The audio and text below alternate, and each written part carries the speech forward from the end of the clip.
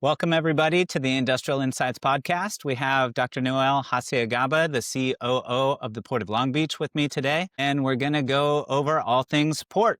And so with the port, how it affects business owners and its role that it plays in the Southern California area, which, as we all know, is gigantic. And Dr. Hacegaba came to me by way of one of his colleagues speaking at the NAIOP Inland Empire educational series that was talking about federal or foreign trade zones. And so just as people are thinking about tariffs and how tariffs affect their business, that's something that has become increasingly important and on the radar for people that are bringing goods into the country and figuring out how do they store them and how are they tax efficient. So, Noelle, thank you for joining me today. Thanks for having me, Justin. A pleasure to join you. Yes. I figured it would be great to just start with common misconceptions of the Port of Long Beach. Like there's two ports next to each other, the ports being owned by the city versus ports you hear that are owned by Blackstone and by other foreign countries. Can you just help give us a little bit of the rundown of who the port is, who it's owned by, how it's operated, and just kind of a Port 101 perhaps for everybody listening to be grounded? First of all, there are a number of different models for port authorities across the country, really around the globe. Here in California, most ports are considered landlord ports, which means that we as a port authority are responsible for developing, managing, and maintaining land and the structures that we build on that land. And our business model is very similar to a real estate development company. We generate revenues based on long-term leases that we enter into with private parties that use the facilities we build to manage a container terminal operation. You mentioned earlier that there are two ports right next to each other, and you're right. In the San Pedro Bay, we're known internationally as the San Pedro Bay Ports Complex. If you were to look at that complex from an aerial look, if you will, you'll see that there's the Port of Los Angeles to the west, Port of Long Beach to the east. We're literally right next to each other, but there's a political boundary that separates the jurisdiction. And what separates us is, as you pointed out, the Port of Long Beach is a department of the city of Long Beach, and the Port of Los Angeles is a department of the city of Los Angeles. And so we are governed under a municipal government structure, and that's the way that our ports here in Southern California, at least as it relates to Los Angeles and Long Beach, are governed. Now, together, just to add to what you were asking about, we are a massive economic engine. We are America's gateway, Justin. 40% of all waterborne imports enter the country through our complex. So we are literally an asset of national significance. Yeah, undoubtedly. I love it. It's so huge. I don't think people recognize the scale and the contribution just on like a face value because it can be out of sight, out of mind. And I learned that getting into industrial real estate where you don't care what you're driving by on the freeway or what that is over there until you click the button to buy something and you want it delivered to your house. So I'll tell you what, for most of our history, ports were invisible. And no one really thought about ports. They really didn't think what a port was until the pandemic, when folks went to the store to buy a product and they noticed that the store shelves were bare, or they went to an appliance store and the store clerk told them that there was a shortage and that the appliances were 6 to 9 months delayed. And when the customer asked, well, where is it? It's stuck somewhere on a ship at the port, right?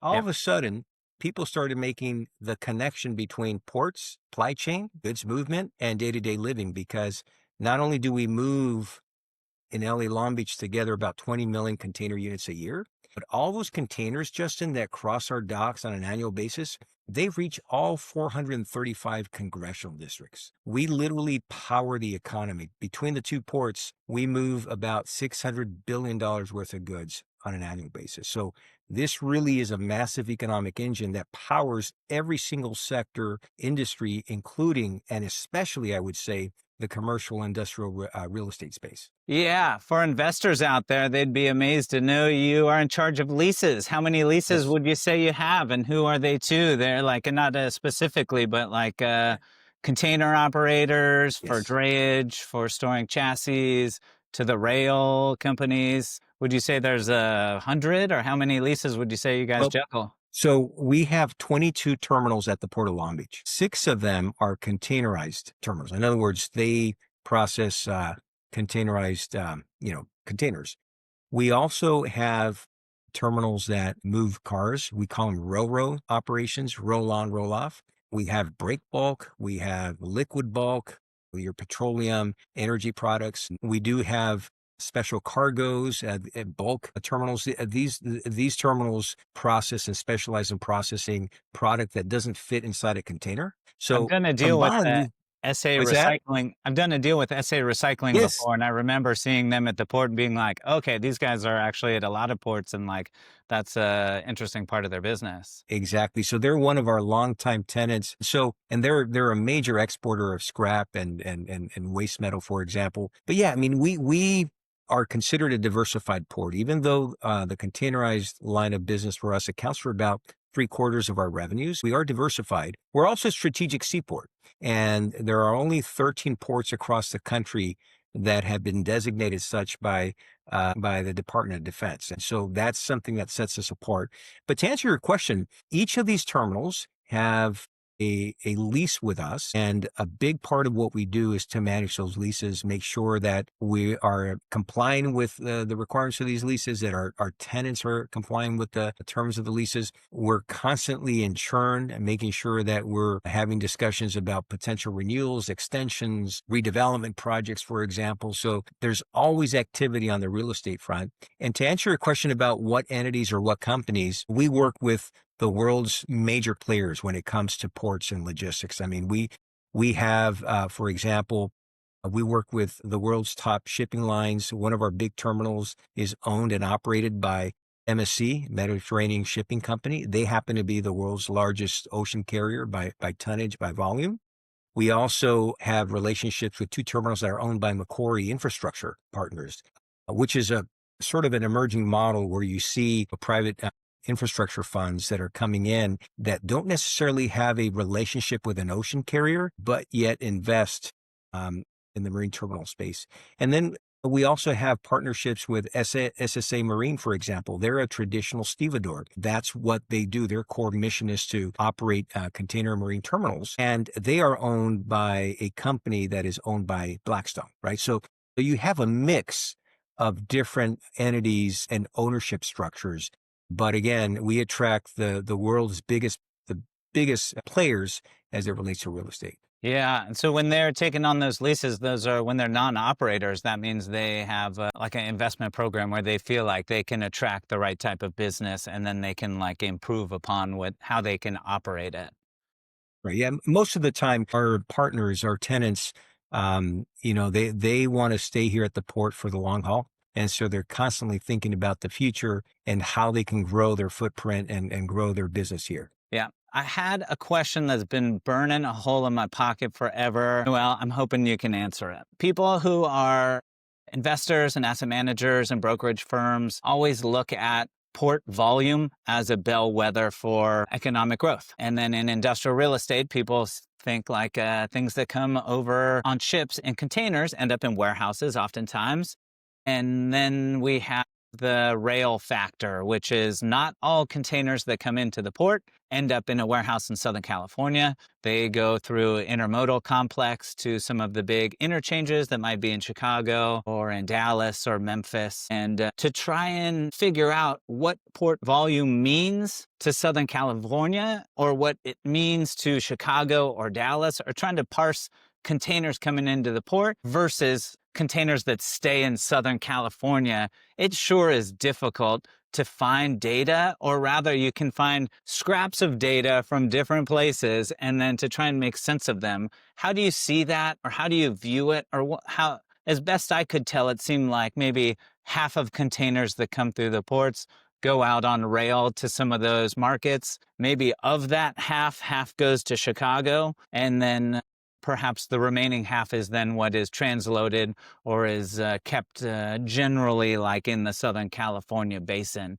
Is that halfway correct? Or can you like help me make more sense of that so that when we see tonnage, we can think about like, what does that mean for here versus like a Dallas growing and Southern California not growing is one thing that we have experienced over the last quarter or two. Yet the port was having a banner year. And so it's hard to make sense of that sometimes. Yeah, you're asking all the right questions, Justin. Let me start by saying this. You're right. Historically, ports and our container volumes have been considered pretty accurate indicators or barometers of the overall economy.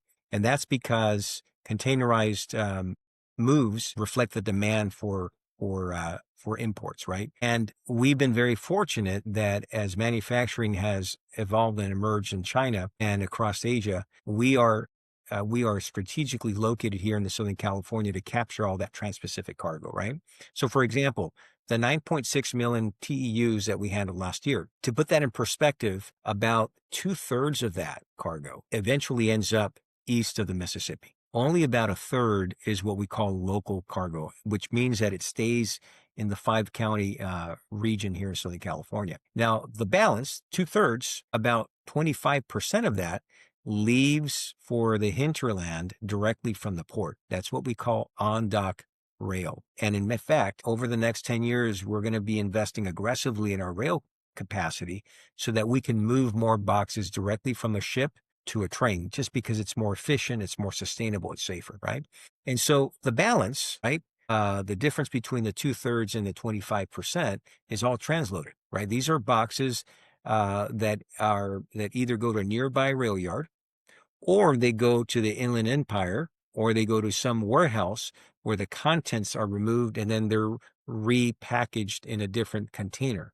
And then they eventually end up on a train somewhere east. That's probably uh, the most accurate way to describe it. The numbers obviously shift from year to year. We think that in the future, Justin, there will be more more rail moves, just because that seems to be, in most cases, the most cost-effective way to get goods into key markets like Chicago, Memphis, Kansas City, Dallas, and some of the other key markets that you mentioned. Yeah, I believe it. You get the whole country to serve, right? And so the Yes. more you can better serve them, like the better for everybody. Yeah, and as a matter of fact, during the pandemic, I should tell this story. When we had 109 ships at anchor, right?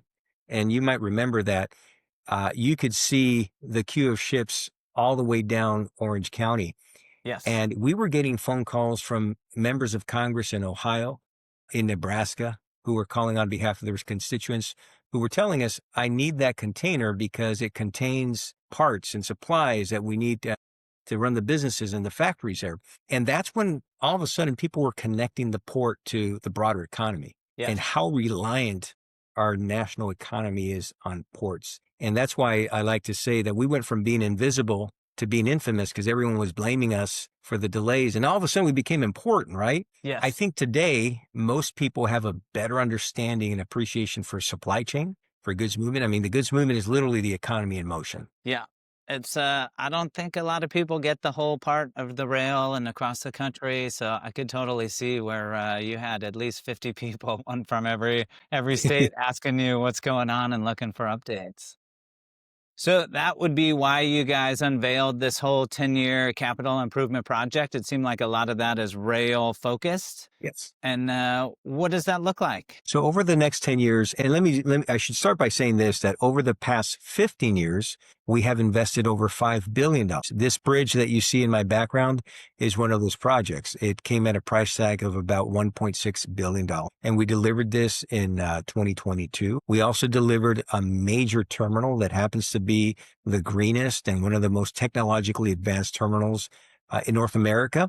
We delivered that in 2022 as well. And so a lot of our investments have been focused primarily on upgrading our infrastructure, expanding our capacity, making sure that we're meeting the demands of our ocean carrier customers, who, by the way, over the last 15 years have been investing in bigger and bigger ships, right? So it's a race to see which port authority has a capacity to handle these bigger ships. But over the next 10 years, we are going to be investing aggressively in rail, because we believe that our key to success going forward, as our market share continues to grow, is we need to move more containers on train versus truck. We're always going to need trucks. The number of trucks that call the port will never diminish. They will only increase over time. But we shift the ratio so that we can maximize the real estate that we have to work with here at the port. And this is why the centerpiece of our CapEx program over the next 10 years is a project we call Pier B. It's the Pier B on dock rail support facility. I affectionately refer to it as Pier Beast because it's such a complex project, but it also is known as America's Green Gateway. That's how it was known when we received a grant from the federal government in 2023 to the tune of over $300 million. And that investment alone, Justin, is going to enable us to move to dramatically increase our what we call our on-dock rail capabilities. That means we'll be able to nearly double the number of containers that we move directly from a ship to a train and into the interior of the country. That's what is the bottleneck at present? I would say that right now, there's no congestion. There are no delays, no congestion, no backlogs. I just want to be very clear. But in the past, where we've run into issues is when we've had local cargo and intermodal cargo that were sitting in the same yard. Sure. And when you two different sets, if you will, of containers that are going different directions, it could create issues when you're at capacity. Thankfully, right now, our terminals are at about 75%, so we don't have that issue. But we did have the issue during the pandemic, right? Yes. But right now, we don't have any bottlenecks, thankfully. All of our partners, our terminal operators, mighty ILW workforce, everyone is working at full clip, and we are handling record volumes despite the tariffs, despite shifting trade policies, and without any congestion, backlogs, or delays. I love it. The tariffs have been such a wild ride in terms of clients we speak with from all sorts of different industries. Some have closed, some have been pessimistic or consolidated, some have been the benefactors. And of course, a lot of it is just like a wait and see and just be cautious and see what is real and what is not. And that is terribly difficult for everyone that's operating and trying to forecast and have clarity and make long-term decisions and make big capital investments. So yeah, that is That's just it. I mean, it's the uncertainty, right? That it creates, and that permeates across the economy. It makes it harder and more risky for businesses to hire, to invest, to plan for the long term. But here at the port, Justin, I mean, our hallmark, one of the reasons we've been so successful is because we've been very disciplined in our planning, very disciplined in executing. And even during the pandemic, we continue to build. Even now, we continue to build.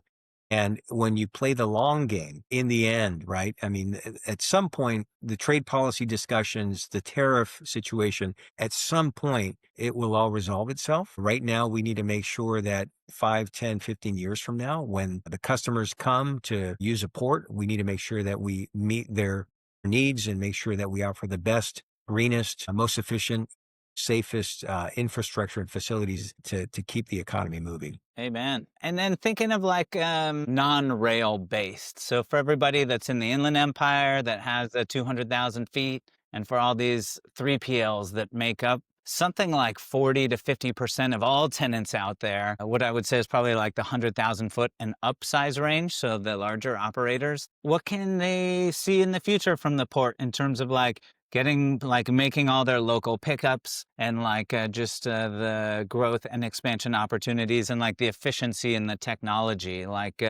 What else is coming down the road that helps all the local operators of warehouses? That's a great question. We're doing a lot. So for our motor carrier partners, Justin, we are in the process of deploying. We've designed it. It's a matter of deploying what we call a universal truck appointment system. So currently at each of our 6 container terminals, in order for a motor carrier to go pick up a container, they have to make a reservation. They have to make an appointment. And right now you have to go to 6 different systems or websites to book an appointment. Now you tell me whether that is the most efficient way or not. And so that leads to a lot of challenges, right? Both for the motor carrier and for the terminal. For the terminal, because the motor carrier wants to maximize the number of pickups and drop-offs. What they do is they often, not everyone, but a lot of them book appointments across the board, knowing that they may miss 1 or 2, right? The terminal, on the other hand, is they're managing their operations according to those reservations. So if they do have a missed appointment, that's a container that's not going to be picked up that day, right? And then for the motor carrier, again, it's not the most efficient. So this universal truck appointment system, which we developed leveraging our supply chain information highway, that's our technology, that's our digital platform that we developed to unleash the power of data sharing and maximize visibility velocity and value. And so that is going to enable our partners to book appointments across each of these container terminals. But it gets better, Justin, because as I explained at the top of the of our interview, the Port of Los Angeles is literally next door. So our vision in the future is to have a complex-wide appointment system so that these trucking companies can book appointments at terminals at the Port of Long Beach and the Port of Los Angeles. So that's something we're doing now, doing a You don't lot. have to play two strategies. You can just be in the No, system and you can have a joint queue of some sort. Yeah. exactly. And we're leveraging technology to help us get there. And we're also doing a lot in the transition to zero emissions trucks. I can tell you that we are offering incentives to help companies transition to zero emissions trucks. We are installing the highest number of truck charging stations of any port in the world. Right now, we have 150 charging stations in the Port of Long Beach alone. Okay. We're going to be installing another 150 over the next 18 months, right? Okay. And all in an effort to incentivize and accelerate the transition. We're also in the process of deploying what we call green lanes, where we incentivize the use of these cleaner trucks, these zero emissions trucks. And so again, we're Customer doing a lot of it. service. Now you're speaking Yes. people's language, right? Yes. Yeah. And here's what's great about this, because I know that some of your members are doing the same out in the Inland Empire. They're doing the same across Southern California, right? So together, we're building a network of infrastructure to Yep. charge, right? So think Yep. about this. When that truck comes from the Inland Empire, they can charge here. When that truck goes back to the Inland Empire, they can charge there. And so it's a great way to synergize our mutual investments and make sure we're offering our motor carriers the best service possible. Yeah. I love it. That's one of those transitions that's another one that people don't see so much. I'm curious how much of that is the Tesla? Is that just like that's a bit of it, or would you say that's I know there's autonomous driving is another Yeah. thing that's not electric but is top of mind that people are piloting right now. Yeah, we're not seeing a lot of that just yet. And part of it is because you got to remember that these dredge trucks, their duty cycle and the weight they have to carry, it takes a lot of horsepower. And think about it, it's horsepower that's powered either by hydrogen fuel cell or by a battery. So there aren't many options just yet, but I expect that in the coming years, you will see, for example, in the future, you might see hydrogen powered trucks. We already have some hydrogen fuel cell powered trucks. In the future, you'll see more of that. But right now, we're doing everything that we can to accelerate the transition to cleaner trucks. Yeah. Yeah, it's slow going, but I feel like you see it first and you We see do, like all the major players before we see it in the for marketplace. better or for worse.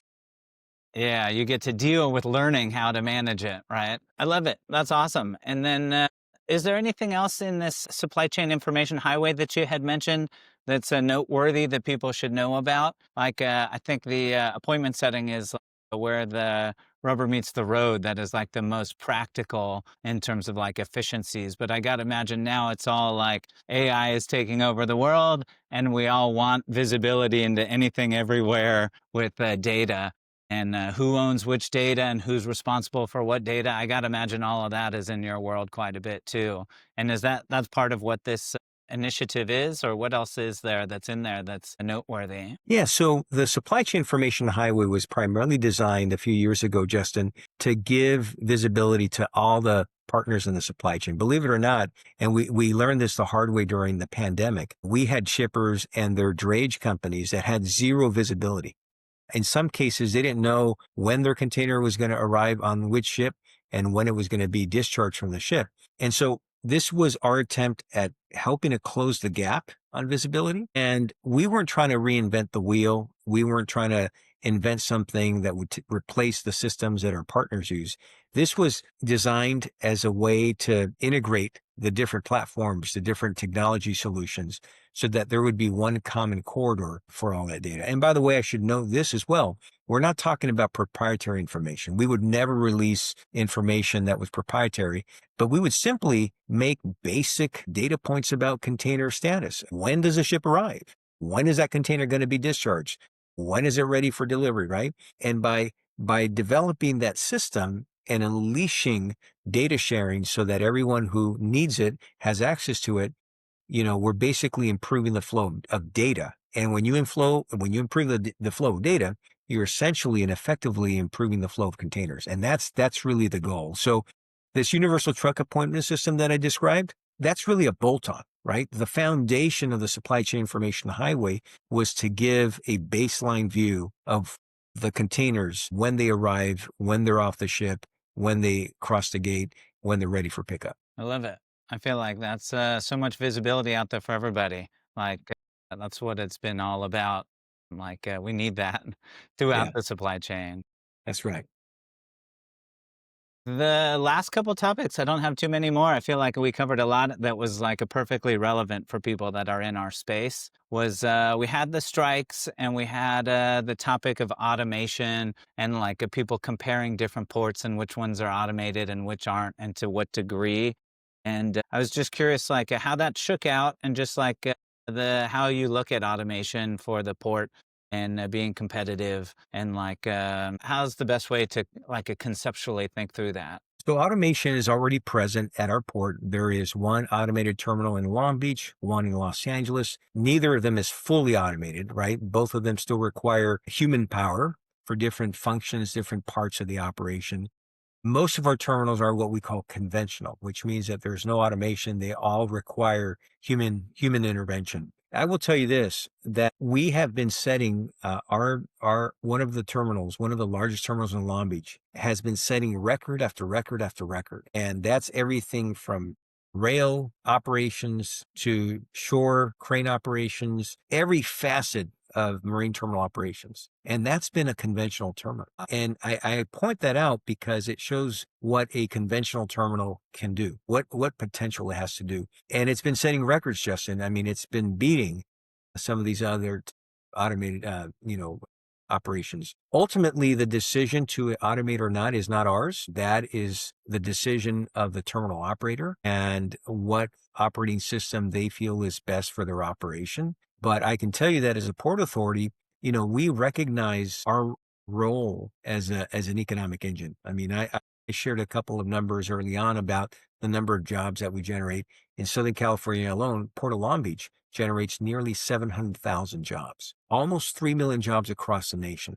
We're very passionate about that because we recognize that the goods movement is literally the economy in motion. And we take our role as an economic engine, as a job creator very, very seriously. I will also say that we're very passionate about investing and attracting the next generation of port leaders. This is why we've partnered with our Long Beach Unified School District, California State University Long Beach City College, and we've created 3 pathways, Justin, at 3 different high schools to Nice. attract youth as young as high school age to careers in goods movement logistics. And so we're doing our part, right? Because we know that as we build the port of the future, we need to make sure that we are preparing the workforce of the future. And let me also say this, we would be nothing without our workforce. During the pandemic, our ILWU dock workers showed up, they masked up. We never had to shut the port down. Our truck drivers, our rail operators, our mechanics, everyone up and down the supply chain, our warehouse workers, everyone who powers the supply chain is keeping the economy moving. So I always like to say that because it's important to understand just how critical the workforce is to our operation. The backbone. Yeah. Yes. It's I see all sorts of companies wrestle with the idea of can we automate our warehouse or where can we or how much of the process can we? And then inevitably like it is ridiculously expensive. It's Mhm. a really long like ROI for how long it takes to break even. A lot of it is untested and then a lot of it kind of turns out to be like piecemeal, little bits here and little bits there. It's not as if it happens like in one fell swoop Yeah. because you have this whole process. You can't have downtime. You have to be dependable and reliable. And so it is interesting to think of how can you be modern and how can you be like a good community member all at the same time. Yeah. Well said. Yeah.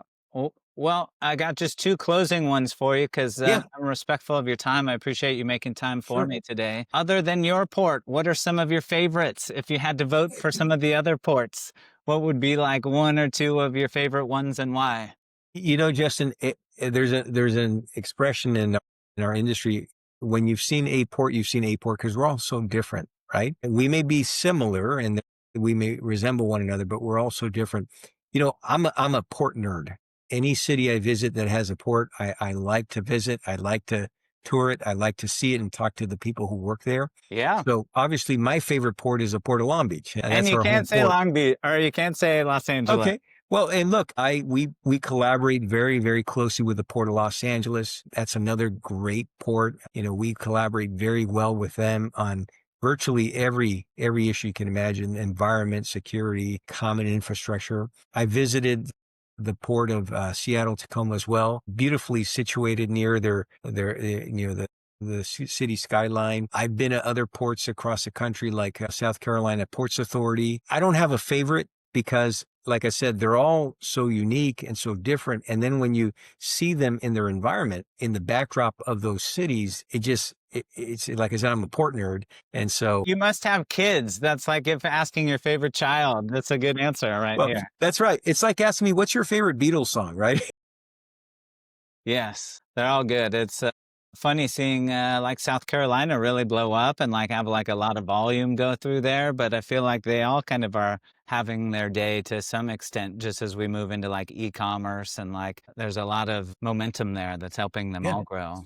Port Miami, for example. There's just so many ports and around the world. I haven't even mentioned the international ones, but I mean, when you see ports around the globe, you just marvel at the scale, at the size. And I mean, some of these ports they look like cities. I mean, they're that vast and that huge. Yeah. And the last question I have for you is a good one, just from some other podcasts I have listened to and started to think and ask is like, what is one thing you're long on and one thing you're short on? Which is long and short being like something that's like overhyped or underhyped. I'm not sure if you can think of anything that like maybe people Well, don't value as much as they should, or maybe they are like enamored with, but like doesn't yeah. quite move the needle.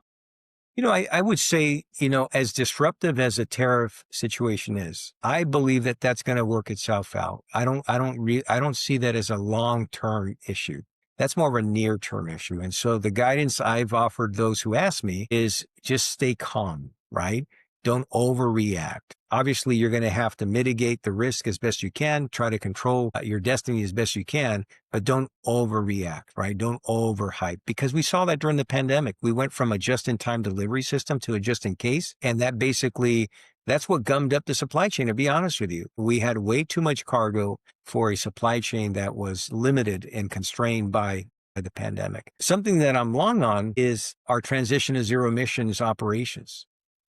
It's happening, and it's going to continue to happen, Justin. I mean, I see it all across the supply chain, not just at the ports, but I see it across the industry. The other thing that I'm also long on and passionate about is workforce development. I think every sector and every industry can do more and should do more to make sure we're doing our part to prepare the next generation of workers. And that's something, we're going above and beyond our core mission here at the port to invest in our high schools, our community college, our university.